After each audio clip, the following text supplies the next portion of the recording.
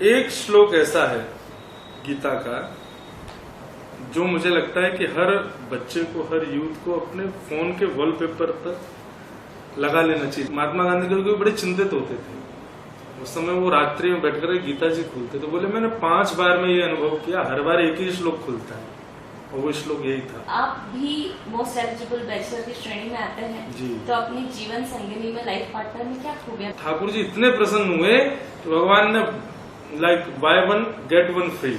अब वीआईपी दर्शन वाली जो ये बात आती है, कहीं ना कहीं ये है तो देखो गलत, पर कई कई जगह तो हम भी फंस जाते हैं। यमुना जो है ये ठाकुर जी की नस है, नर्व्स है, तो बस उसी से संकेत कर लीजिए। कई वैद्य ऐसे होते हैं वो नब्ज पकड़ करके बता देते हैं कि आप बीमार हो।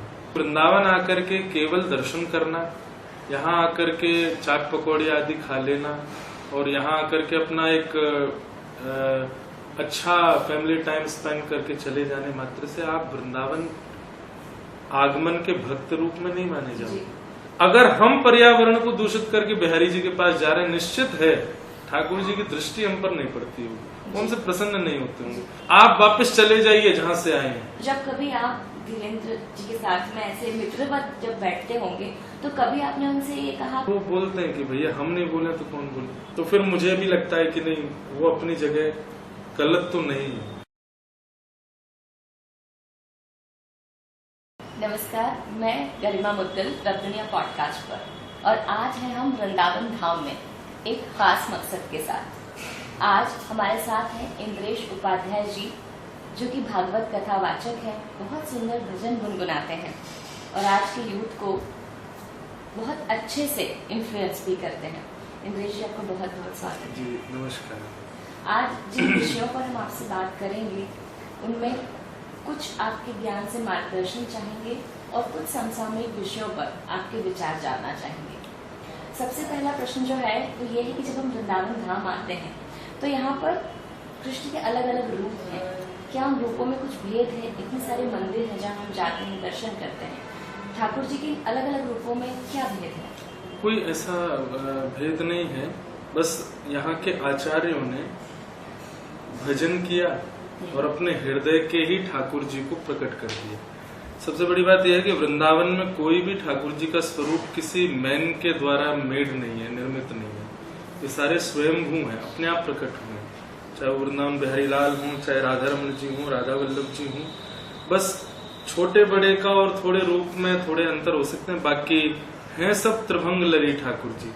सबके 2 चरण आपस में जुड़े होंगे और भुजाएं अधर पर होंगी और वेणुनाद कर रहे हैं, तो वही स्वरूप अधिकतर वृंदावन में विद्यमान है जी। तो बस ये आचार्यों, जैसे श्री हितरवंश महाप्रभु के हृदय के ठाकुर जी राधा वल्लभ जी हैं, गोपाल भट्ट गोस्वामी जी के ठाकुर जी श्री राधा रमन जी हैं और श्री स्वामी हरदास जी महाराज के बिहारी जी हैं। इसी प्रकार ठाकुर यहाँ विराजमान है। तो मूल तो रूप त्रिभंग लली ही है ठाकुर जी, बस कहीं मोटे पतले ऊंचे छोटे, वो हृदय के भावानुसार। जैसे कोई मानव पहले ही सोच ले कि मैं जिससे ब्याह करूं वो कैसी हो, या मैं जिससे ब्याह करूं वो कैसा हो।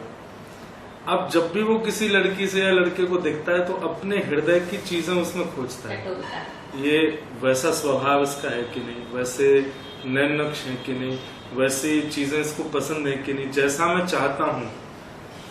तो उसी प्रकार भक्त भी भगवान के उन रूपों को अपने चित्त में पहले ही बना लेता है और फिर उसी का चिंतन करता रहता है। जब भजन की अवधि इतनी श्रेष्ठ हो जाती है तो उसी से ही वो हृदय के ठाकुर जी सामने प्रकट होते हैं, तो वही वृंदावन के भिन्न भिन्न रूपों में विद्यमान। तो जैसे ईश्वर मनुष्य की रचना करता है, वैसे ही भक्त भी क्या अपने भगवान की रचना हाँ, करते हैं? अपने मनस्थ में करता है। अच्छा, रचना भी ठाकुर जी ही करते हैं जी हाँ, अपने आप ही, कि उसको प्रिय लगे, उसको भाए, उसके लिए ठाकुर जी ही अपना रूप धारण करते हैं। मानव तो केवल चिंतन करता है, रचना तो ठाकुर जी ही करते हैं। और वृंदावन की एक थोड़ी विधा अलग है, यहाँ के ठाकुरों की रचना तो हमारी श्री जी करती है। यहाँ के ठाकुर तो श्री जी के प्रेम के भाव से प्रकट होते हैं। तो आप भक्ति मार्ग के साधक हैं और इतने समय से आप भक्ति की साधना कर रहे हैं, आपके अर्थ में भक्ति है क्या?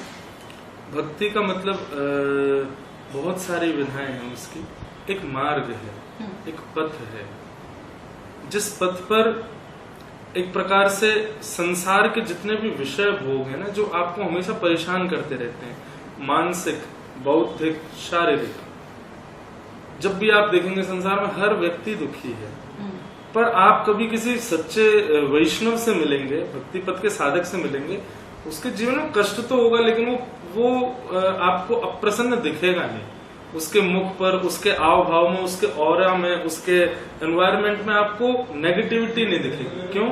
कष्ट तो आते हैं, विपत्तियां तो आती हैं, पर भक्ति मार्ग के व्यक्ति को अनुभव नहीं होता उनका।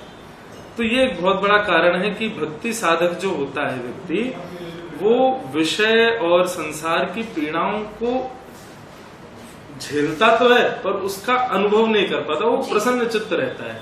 तो इसलिए भक्ति मार्ग का जो पथिक है वो बड़ा आनंद में रहता है। इसलिए मुझे भक्ति साधना, भक्ति मार्ग सर्वश्रेष्ठ साधन लगता है। जी, अगले प्रश्न पे जाएं उससे पहले, भक्ति की बात की और मीराबाई का नाम ना ऐसा हो नहीं सकता। आप एक बहुत सुंदर भजन गुनगुनाते हैं, उनका मैं बैराग हूँ, और मानिए थोड़ा सा बीच बीच में गुनगुनाते हैं। जिन भेषा मारो सावरो रीझे, जिन भेषा मेरो गिरधर रीझे, मैं सो ही भेष धरूंगी हो बाला, सो ही भेष धरूंगी हो, मैं बैराग रहूंगी हो बाला,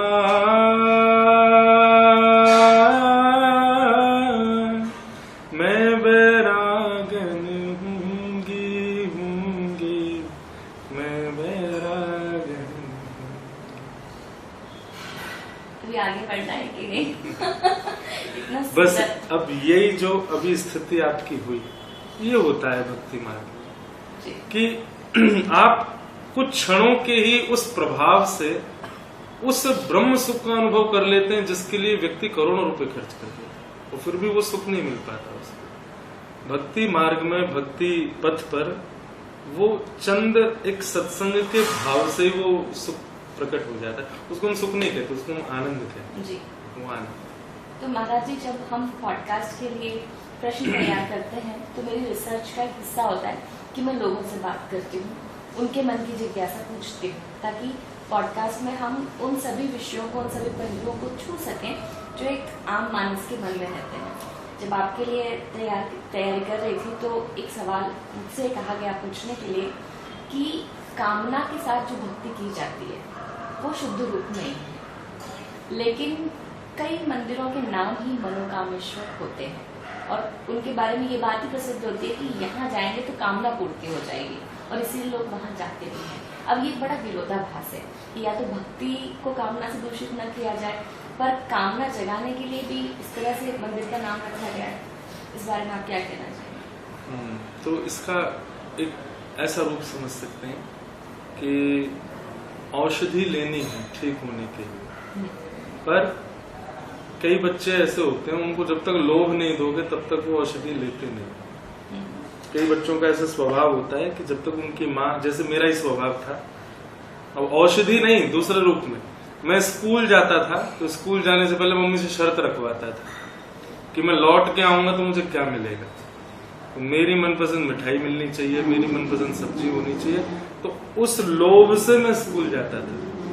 कामनाएं पूर्ति जैसे क्या है कि संसार में अब अरबों खरबों लोग, सब भक्त हो जाए ये संभव नहीं, पर हाँ सबके जीवन में कल्याण कहीं ना कहीं से तो होना चाहिए ना। तो लोग सीधे भक्ति मार्ग में निस्वार्थ भाव से नहीं आएंगे, तो कुछ लोगों को स्वार्थ भाव से भी आना चाहिए। तो कुछ लोग इसी रूप में ही अपना कल्याण तो करेंगे, औषधि तो लेंगे, कम से कम एक टॉफी के लोभ में ही बच्चा दवाई तो ले लेगा। तो बस वो लोभ प्रकट करके भक्ति मार्ग में बस स्पर्श कराने के लिए, ताकि कुछ कल्याण हो, पूर्ण ना तो थोड़ा तो होगा, उसके लिए वह भी एक आवश्यक है। हो रहा है तो अच्छा है, कि जरूरी नहीं है सबका रुझान मीराबाई की तरह हो, सबका रुझान भक्ति में सूरदास की तरह हो, सबका रुझान भक्ति में हमारे आप जिस क्षेत्र से आते हैं वहाँ थोड़ी दूरी पर ही धूनी वाले दादाजी का स्थान है, जिन्होंने नर्मदा जी की उपासना करके महादेव के दर्शन किए। उनकी कामना केवल एक थी, महादेव को देखना। तो जरूरी नहीं सब इसी प्रकार से भाव रखें, कई लोग स्वार्थ के भाव से भी आते हैं, तो वही सही। भाव को भाव अनख आलस हो, नाम जपत मंगल दिश दश हो। चाहे कुभाव से ही सही आ तो रहे, स्वार्थ से ही सही आ तो रहे, इस भाव में वो भी ठीक है, कोई दिक्कत नहीं। जिस युग में हम जी रहे हैं, जिस समय में हम जी रहे हैं, चिंता एक ऐसी चीज है, परेशानी बोल रहे हैं, हर उम्र में होती है। करियर की, पढ़ाई की एंजाइटी होती है। श्रीमद् भगवत गीता का कोई एक ऐसा सूत्र जो चिंता से मुक्ति दिला सके? एक श्लोक ऐसा है गीता का जो मुझे लगता है कि हर बच्चे को, हर यूथ को अपने फोन के वॉलपेपर पर लगा लेना चाहिए। लाइक कभी भी लॉक बटन दबाओ तो वो दिख जाए। और वो क्या है? असोच्यानन्व सोचस्व। उसका अर्थ भी नीचे लिख लें। तुम जिस चीज को सोच के चिंतित हो रहे हो वो सोचने का विषय ही नहीं। गांधी जी ने अपने कई जगह पर ये मेंशन किया कि जब उनको कृष्ण भक्ति थोड़ी थोड़ी लगने लगी तो गीता जी ले आए। और वो टाइम बहुत इंडिया का बड़ा पीक टाइम चल रहा था, मतलब बहुत जगह जगह से विरोध और अंग्रेजों का आदि आदि सब चल रहा था। तो महात्मा गांधी कभी बड़े चिंतित होते थे। उस समय वो रात्रि में बैठकर गीता जी खोलते तो बोले मैंने 5 बार में ये अनुभव किया, हर बार एक ही श्लोक खुलता है और वो श्लोक यही था, असोच्यानन्व सोचस्व। तुम जिस चीज को सोच करके चिंतित हो रहे हो पार्थ, वो सोचने का विषय ही नहीं है, छोड़ो, आगे बढ़ो। तो ये मुझे लगता है कि मोटिवेट करने का एक चीज और मैं कहूंगा, एंजाइटी होना, चिंता होना, परेशानी होना ये बहुत जरूरी है लाइफ। माफ कीजिएगा, जो व्यक्ति कभी एंजाइटी फेस नहीं की हो, जिस व्यक्ति ने कभी अपनी लाइफ में चिंताएं फेस नहीं की हो, दुविधाएं फेस नहीं की हो, वो व्यक्ति कभी कुछ बना नहीं हो। जिसने इन सब चीजों को फेस किया और फेस करके इनसे लड़ा, निश्चित ही वो ही कुछ बन पाया। आप भी देखते होंगे और मैं भी देखती हूँ, ये रील का जमाना है और सोशल मीडिया और डिजिटल पर काफी लोग होते हैं। जब हम उनकी सोच समझने का प्रयास करते हैं, खासकर जब वो लाइफ पार्टनर को चुनने की बात आती है, तो उनके दिमाग में जो छवियां होती हैं वो होती है राधा कृष्ण की, सीताराम की, उमा पार्वती की। ये आदर्श उनके दिमाग में होते हैं। पर क्या ऐसा प्रेम मानवों के बीच में संभव है? मैं एक्सपीरियंस्ड तो नहीं हूँ, पर हाँ संभव है। पर उसके लिए ना एक बात आप सदैव याद रखना, लाइफ आप जैसी सोचते हैं या जैसी सुनते हैं, और आध्यात्मिक स्थिति में जैसे राम सीता जी की सुनते हैं या रुक्मणी कृष्ण की, राधा कृष्ण की सुनते हैं, कहीं आप एज्यूम करते हैं कि हमारी लाइफ भी काश ऐसी होती। सेक्रीफाइस भी तो देखो उनका। आज का मानव सेक्रीफाइस करना नहीं जानता। अब स्थिति कहाँ बिगड़ रही है कि हस्बैंड वाइफ दोनों एक साथ रहते हैं। अब हस्बैंड चाहता है कि वो मेरी तरह रहे और वाइफ भी चाहती है वो मेरी तरह रहे, और इसी बीच में आकर के उनमें द्वंद्व शुरू हो जाते हैं। किसी एक व्यक्ति को तो ऐसा होना पड़ेगा कि जो तुम कहो वो मुझे स्वीकार।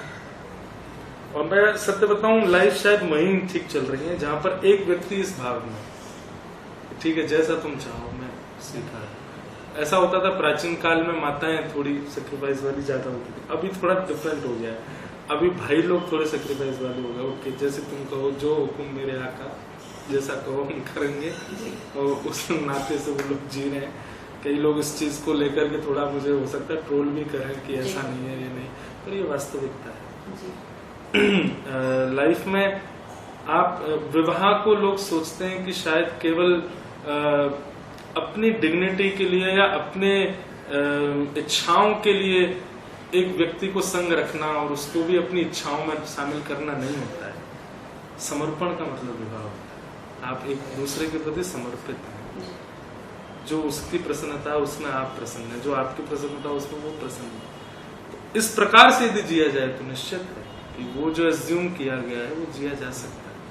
बाकी पुनः नीचे रेड लाइंस में कि आई एम नॉट एक्सपीरियंस्ड, तो मुझे जितना पता है बस यही है, बाकी तो एक्सपीरियंस लोग ज्यादा जानते होंगे। वैसे तो मैं दूसरा सवाल करने वाली थी, पर क्योंकि इतना जोर आप दे रहे हैं कि आप एक्सपीरियंस नहीं है, तो एक सीधा सवाल, आप भी मोस्ट एलिजिबल बैचलर की श्रेणी में आते हैं जी। तो अपनी जीवन संगिनी में, लाइफ पार्टनर में क्या खूबियां देखना पसंद करेंगे? कृष्ण भक्ति प्रजाए, बस बाकी कोई ऐसा विशेष गुण लक्षण ठीक है, सबके अंदर होते हैं, नहीं भी होते हैं, पर ये तो हो कि जितना, मैं भागवत में एक प्रसंग कहता हूँ कि कर्दम ऋषि है, उन्होंने 1000 वर्ष तक तपस्या की। 1000 वर्ष पूर्ण होने के बाद ठाकुर जी प्रकट हुए।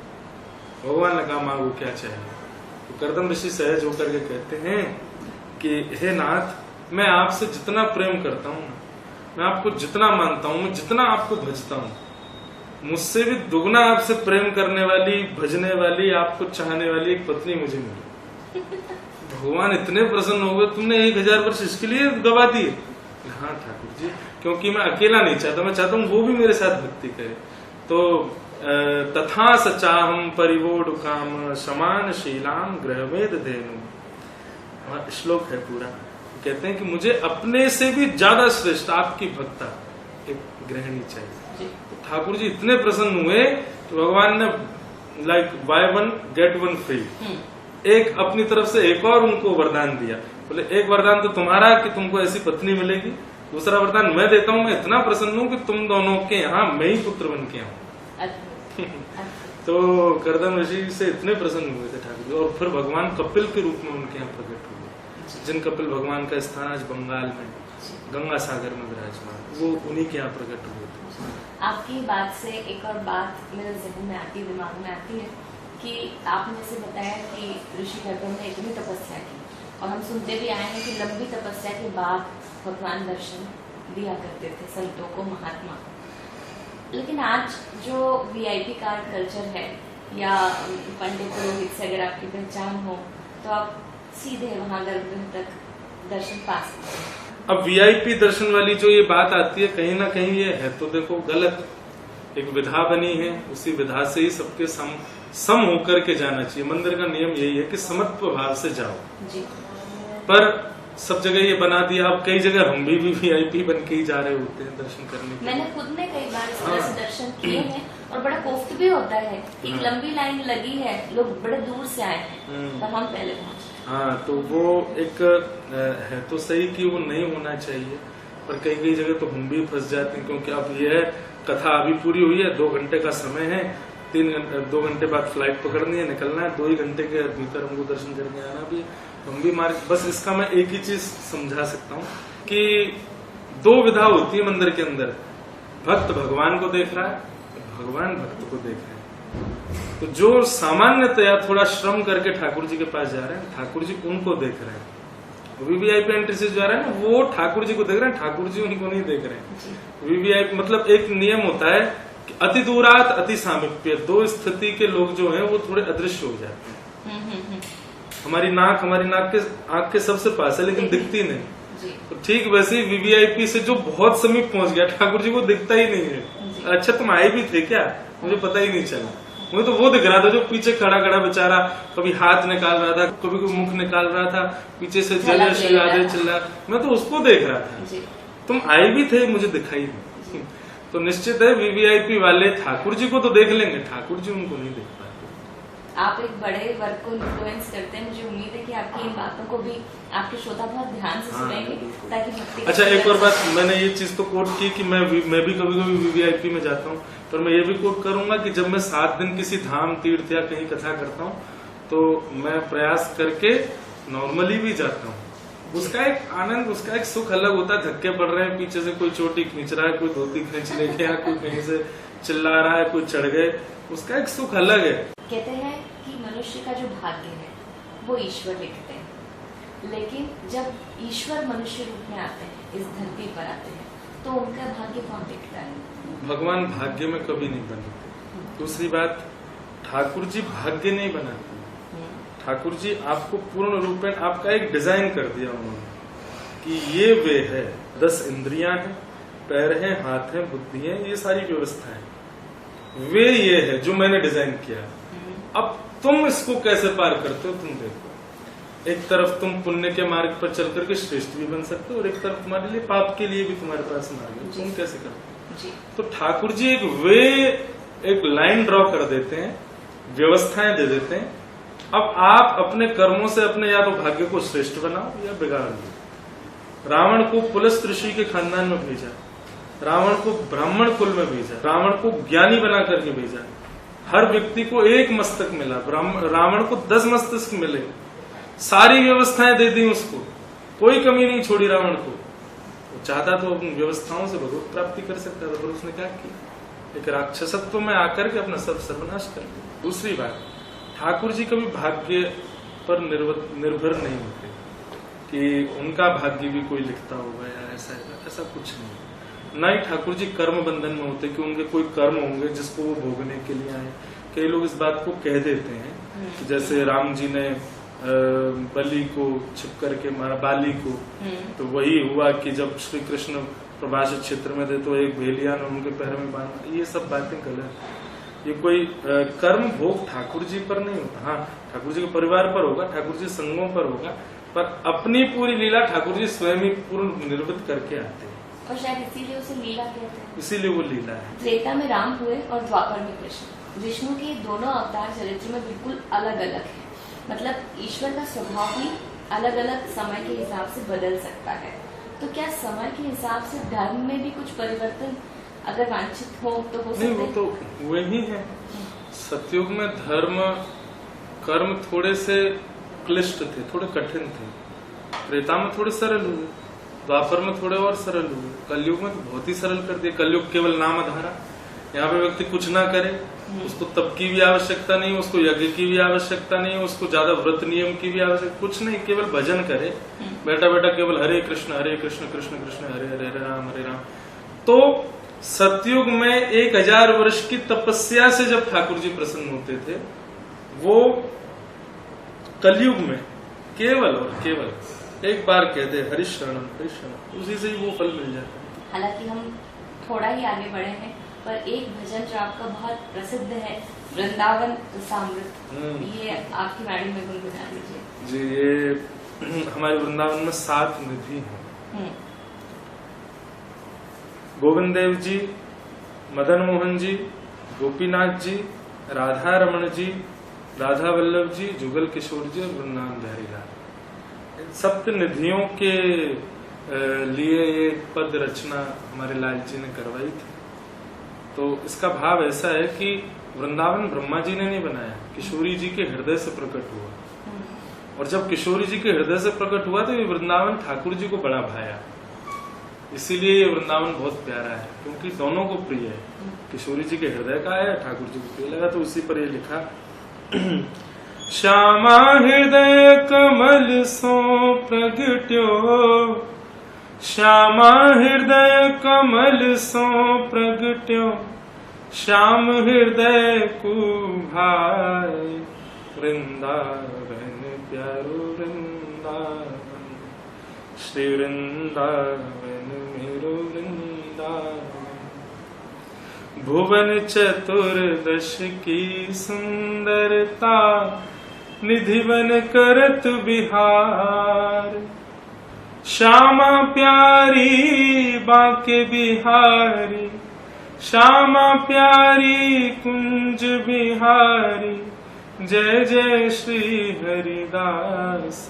वृंदावन प्यारो वृंदावन, वृंदावन मेरो वृंदावन, श्यामा प्यारी बाके बिहारी, जय जय श्री हरिदास।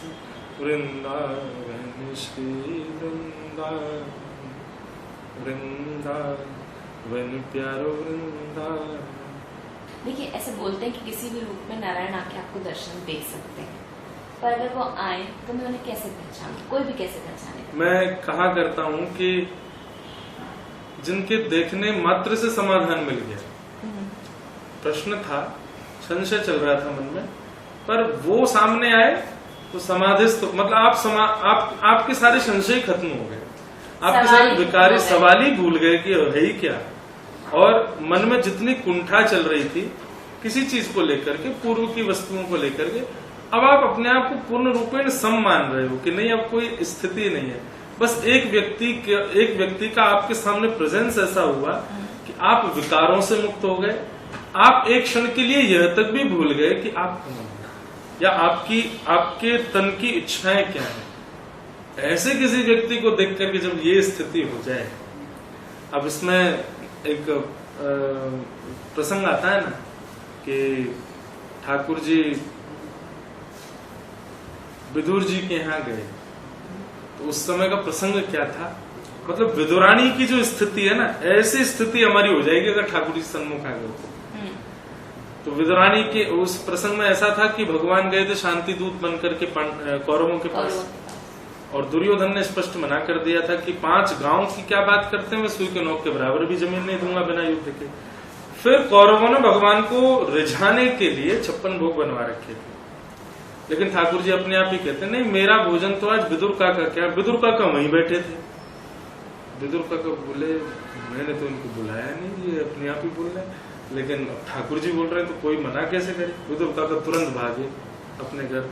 विदुरानी स्नान कर रही थी, जाती उसको बोला अरे तू जल्दी आ, वो ठाकुर जी बीच सभा में बोले कि वो हमारे यहाँ भोजन करने आएंगे। सुनते विदुरानी तो वही स्नान घर में ही वो तो मूर्छा सी हो गई, बोले ठाकुर जी आ रहे हैं, बोले हाँ ठाकुर जी आ रहे हैं, जल्दी तैयार हो, मैं बाजार से कुछ लेके आता हूँ खाने पीने का। अब विदुरानी भाग रही है, पैर रखती कहीं है, जा कहीं और रहे हैं। ये तो तब है जब ये पता चल जाए कि ठाकुर जी आ रहे हैं, ये तब की स्थिति। वो उठा कोई और वस्त्र रही है और आ कुछ और रहा है, वो पहनना कुछ और चाहती है और पहन कुछ और रही है। वो श्रृंगार में कर्ण आंखों में जो लगाना चाह रही है वो होठ की वस्तु है, और होठों पर जो लगा रही है वो आंख की वस्तु है।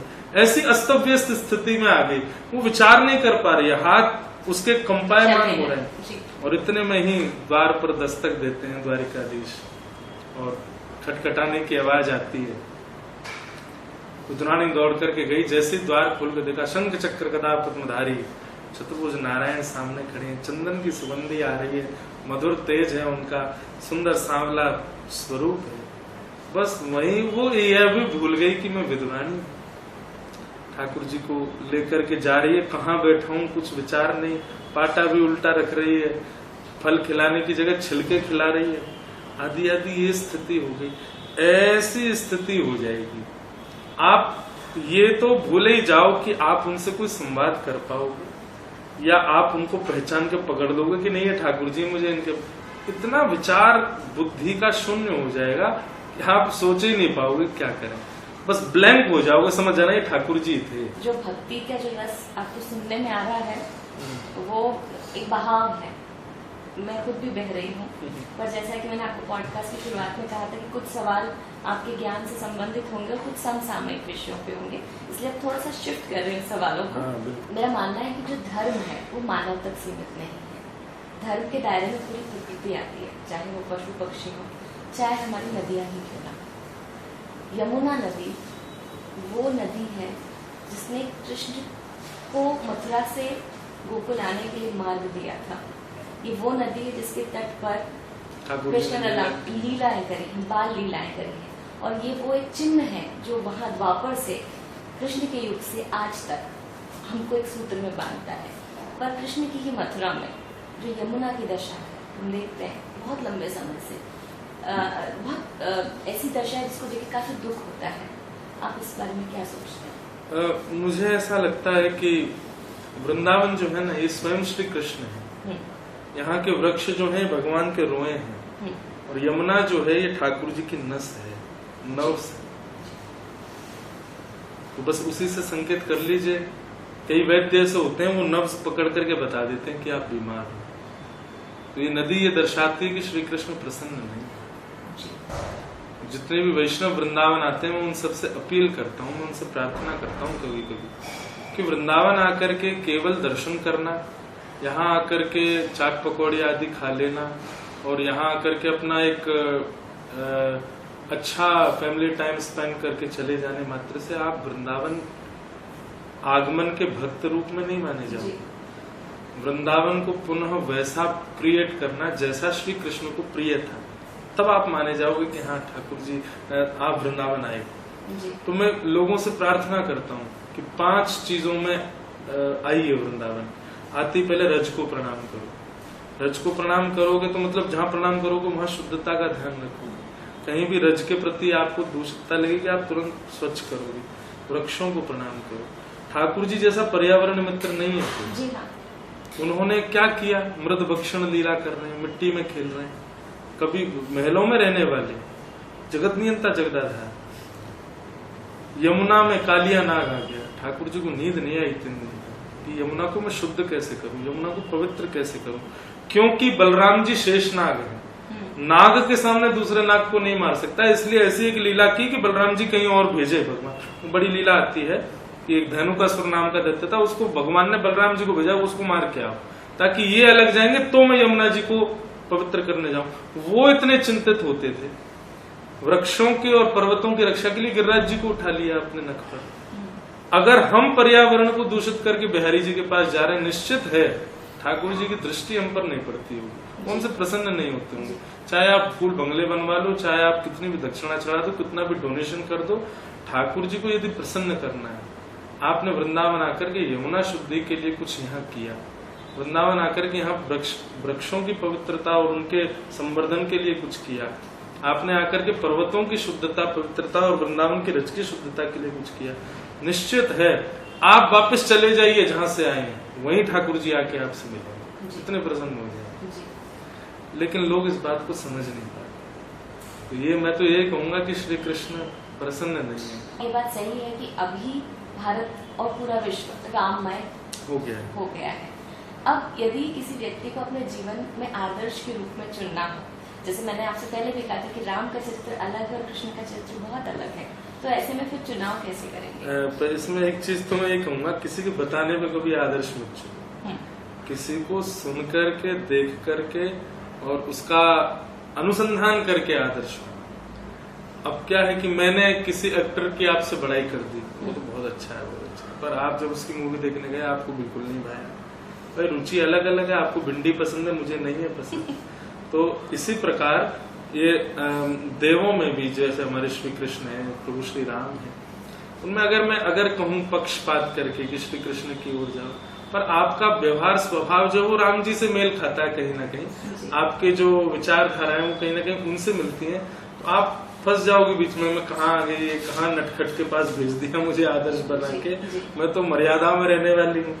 तो इसलिए इसमें यही होगा कि आप स्वयं परखिए, कथा सुनिए, सत्संग में जाइए, वहां उनकी लीला पर थोड़ा प्रकाश डालो कि ऐसी सिचुएशन में वो क्या कर रहे थे, ऐसी सिचुएशन में उन्होंने क्या एक्शन लिया। अगर उससे आप प्रभावित हो रहे हो तो उनको अपना आदर्श मानो। बाकी आदर्श बनाने योग्य ये 2 ही हैं, ये बात मैं कह सकता हूँ कि हाँ, आदर्श के रूप में आप अगर किसी सामान्य मानव को देख रहे हैं, आदर्श तो श्री कृष्ण या राम में से ही किसी को बना चाहिए। ये बहुत सुंदर बात है। सनातन जो धर्म है हमारा, उस पर गौरव करना, अपने इतिहास की जानकारी होना, उसका ज्ञान होना और उसका अनुसरण करना जी, ये बहुत जरूरी है और बहुत अच्छी बात है। आज की डेट में ये भी मैं आपके पॉडकास्ट के थ्रू कह दूं, बहुत बेसिक नॉलेज भी नहीं है हम लोग। मैं ऐसा चाहूंगा कभी कि अगर मैं अपनी व्यासपीठ से कुछ कर सकूं या कुछ ऐसा, तो मैं केवल बेसिक चीजों को ही लाऊंगा, ताकि जो आज के यूथ है या बालक है, आने वाले सनातन, कम से कम छोटी छोटी बेसिक चीजें तो जाने। अभी हाल ही में धीरेन्द्र शास्त्री जी जो है वो बहुत प्रसिद्ध हुए हैं और आपने कहा भी कि वो आपके मित्र हैं। अब मित्र से जो रिश्ता होता है वो फॉर्मल नहीं होता, बहुत सहज होता है, बातचीत कर सकते हैं, विचार विमर्श कर सकते हैं, कोई बात भली ना भी लगे मित्र की तो वो भी जता सकते हैं बिना संकोच के। तो जब कभी आप धीरेन्द्र जी के साथ में ऐसे मित्रवत जब बैठते होंगे तो कभी आपने उनसे ये कहा कि कुछ उनकी ऐसी बातें हैं जिसने कभी कभी सांप्रदायिक सौहार्द पे कभी प्रश्न खड़े किए, तो क्या कभी आपने उनसे कहा? कई बार मेरे मित्र भी हैं, मेरे मुझसे 1 महीने बड़े हैं, तो बड़े भाई भी हैं जी। भाई का ही भाव रखते हैं, पिताजी को पिताजी बोलते हैं, माँ को माँ के भाव से रखते हैं, रक्षाबंधन आदि कुछ वो बहनों को फोन करेंगे, उनका वो सब संबंध है। कई बार कई विषय ऐसे होते हैं जिस पर कभी कहा भी, महाराज जी आप थोड़ा मत कहा करो, फिर लोग पीछे पड़ जाते हैं आपके, तो फिर वो बोलते हैं कि भैया हम नहीं बोले तो कौन बोले। जिन विषयों पर प्रकाश ही नहीं डाला इतने दिनों से लोगों ने, अगर हम नहीं कहेंगे तो कौन कहेगा। तो फिर मुझे भी लगता है कि नहीं, वो अपनी जगह गलत तो नहीं है। उनको जो सिद्धि प्राप्त है, जैसा कि कई लोगों से और भी मैंने पूछा, तो कई लोगों ने कहा कि हाँ उनके पास सिद्धि तो है, आपका भी मैंने सुना कि जी। आप भी मानते हैं कि सिद्धि है, लेकिन उसी समय हाल ही में अभी कई सारे माइंड रीडर्स भी हमने देखा कि न्यूज चैनल्स पर आए, उन्होंने भी माइंड रीडिंग करके पढ़ के दिखा दिया। तो ये सिद्धि कोई विशिष्ट या अलग तरह की सिद्धि है या वैसी ही माइंड रीडिंग है? नहीं, माइंड रीडिंग तो नहीं है, क्योंकि मैंने और भी कई तरीके से पूछा जाना। तो लाइक अब जैसे वो कभी किसी मेरे रिश्तेदार से मिले, अब मैं उनके पास में 2 महीने बाद गया, मैंने कहा महाराज जी वो एक बार आपको मिले थे ना, उनके साथ कुछ थोड़ा ठीक नहीं चल रहा है, कुछ सब ठीक है ना, कोई तो बस वो फिर उसका वो वहीं से चिंतन करके वो तभी बता देते, बोले अभी उसका ऐसा ऐसा चल रहा है। अब वो तो व्यक्ति सामने ही नहीं है, अब कैसे पता उनको कि उसके साथ क्या चल रहा है। और वो वहां बैठे बैठे मेरे को बोल रहे हैं कि उनको अभी बोलो कुछ दिन सावधान रहे, कल वो कहीं निकलने का विचार कर रहे हैं, वो उचित नहीं है, ऐसा ऐसा। अब वो वहां बैठे बैठे विचार करके बता रहे हैं, और फिर उनका नियम रहता है कि वो जब भी कुछ ऐसा बताते हैं या कुछ, तो वो ठाकुर जी का स्मरण करते हैं, राम जी का नाम बोलते हैं, हनुमान जी, वो अपनी वो वाईफाई बोलते हैं गदा, उसका स्पर्श करेंगे एक बार, तब वो बोलते हैं। ऐसा नहीं है कि वो 90% या 100% ही बिल्कुल पूरा बता दिया, खोल दिया क्या क्या चल रहा है। वो खुद भी कहते मैं कोई भगवान तो नहीं, पर हाँ अष्ट सिद्ध नवनिधि के दाता श्री हनुमान जी के पास 8 सिद्धियां हैं। ऐसी अष्ट सिद्धियां तो हनुमान जी पर भी थी कि वो भी विचार करके और विमर्श करके सब बता देते थे जी। ऐसी कुछ भजन करते करते देवों की कुछ सिद्धियों की कृपा मानव पर होती है, तो उन पर है।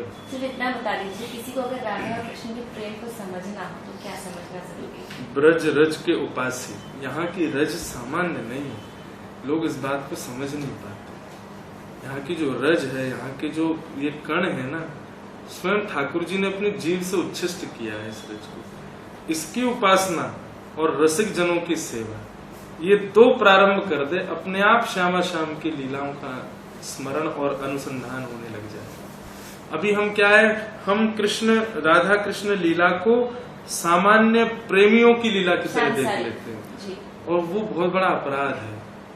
निष्काम दर्शन तब तक नहीं होगा जब तक रसिकन की सेवा और रज की सेवा नहीं हो। तो रज नित्य माथे से लगाओ और रसिक जनन की चर्चा श्रवण करो, और फिर श्रवण करने के बाद में फिर श्यामा श्याम को अपने चित्त में विराजमान करके बस छोड़ दो, विचार करो, अपने आप ही लीला आपके हृदय में प्रकट होगी। कोई लीला दिखेगी, कुछ किसी लीला, और जब तक लीला नहीं दिख रही है इसका मतलब विकार अभी चित्त में है।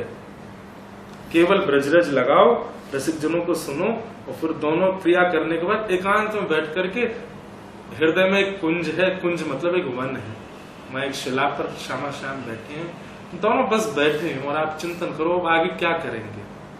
अगर कुछ लीला हो तो समझो कि हाँ अब रसिक जनन की सेवा और रज की उपासना कार्य कर रही है, और दोनों ओझल हो जाएं, संसार का विकार दिखने लग जाए, समझो कि अभी और प्रयास कर। ऐसे उस लीला का दर्शन हो, कोई चलचित्र के माध्यम से या कहीं पर ऐसे लीला वो अनुसंधान, उसका दर्शन हो ही नहीं सकता।